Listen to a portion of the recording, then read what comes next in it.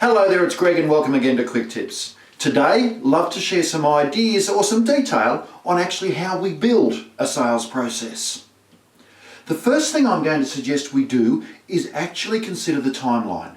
Consider our potential or typical target client and look at their decision-making criteria, their budgeting process, and then come up with an idea of how long your process needs to be.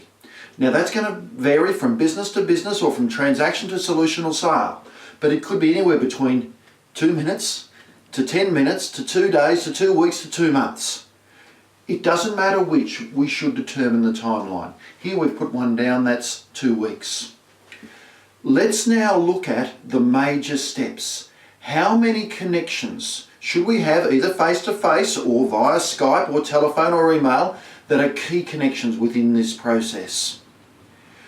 You don't need to know what they are at the moment, but simply how many. Let's say in this instance we've built 4.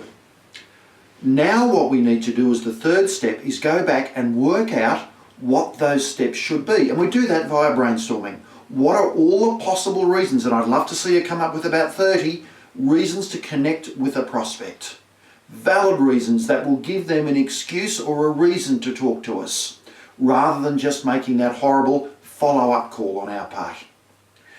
Having determined or isolated all those reasons to connect, now we should go through and pick the 4 that are most relevant because we've got 4 in this process. So in this case, we're going to say the discovery meeting, the scoping meeting, the proposal meeting, and then the experience meeting, or demonstration if you like.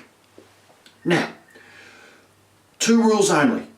The first meeting must always be the discovery or qualifying meeting. We're there to find out about them rather than tell them about us. That allows us to put a solid proposal together. The second rule is that the proposal or quotation, if you like, meeting should never be the last meeting. Because if that's the last connection, you've got nothing left to do after that but pick up the phone or get on the email and make that follow-up connection. You know the one, I'm just ringing up to follow up. See how you got on with that proposal. It doesn't work. Rather, we've got to have a step after it. So in this case, the demonstration meeting that gives us an excuse to go back and keep the momentum rolling and move to the close. Having done that, the next step and final step is to put all the detail in between or underneath, if you like, those key steps. What are the things that we do in those meetings? What do we do in the discovery meeting? What questions do we ask? Who do we include? All of that should be documented in your sales process. So there we go, a few ideas on how to build a simple but powerful sales process.